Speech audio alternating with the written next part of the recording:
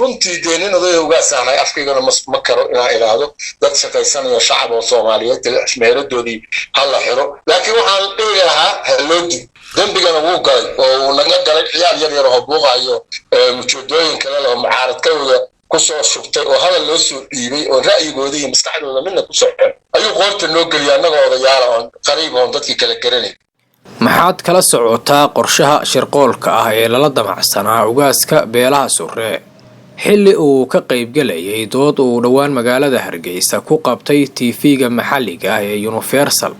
sidoo kale maxaad kala socotaa tilaabada ay qaaday Somaliland ee lagu beegsaday TV-ga Universal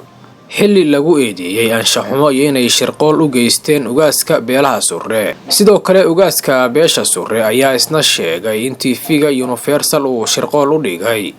xilli uu u ballamiyay dad aan ahayn kuwii uu ugaasku dooda kula ballansanaa intaanan kula wadaagin waraysiga uu baxshay ugaaska beesha Surre iyo tilaabada uu qaaday wasiirka wasaaradda warfaafinta Somaliland aan dib u eegno qaar ka mid ah hadaladii ka dhashay doodii uu TV-ga Universal ku qabtay magaalada Hargeysa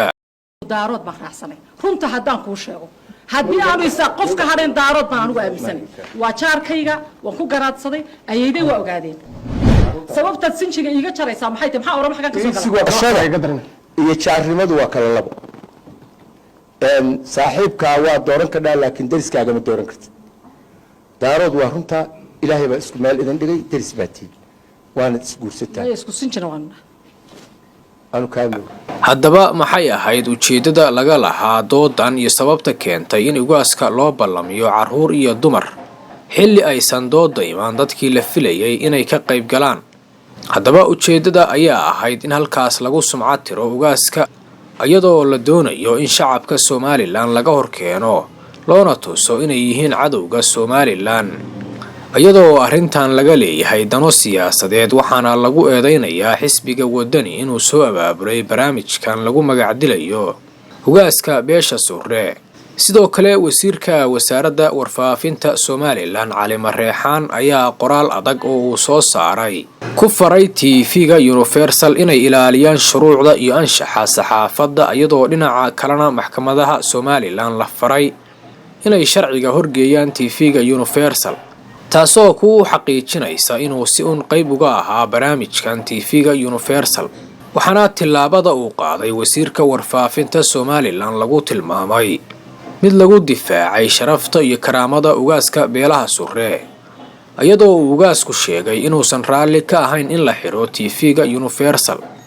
isagoo sababta ku sheegay inuu yahay meherad la manaafacadsado Universal ayaa in dhowr maalmood dhowr habeen ugu soo laalaabtay odayaal salaadiina oo ku jira Suldaan Saciid Yuusuf Ducaale ay iga sheegeen magaciisa ayaa waxaan rabnaa inaanu aad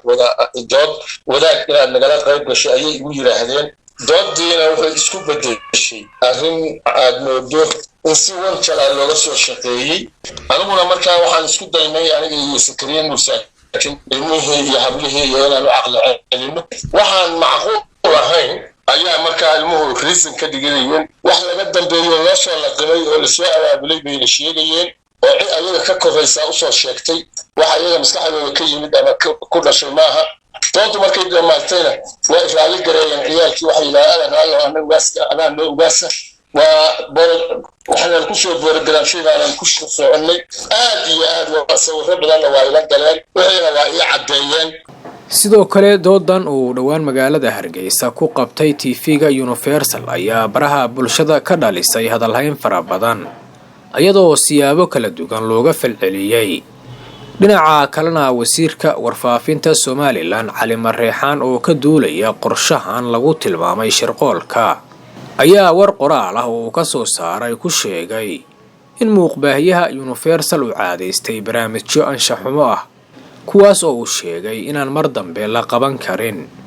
sidoo kale wuxuu maxkamad u diray TV-ga Universal iyadoo baaritaan lagu samayn doono ciddii ka dambeysay barnaamijkan haddaba daawade aragtidaada nagula wadaag qaybta hoose intaas ayaan ku soo koobaynaa warbixintan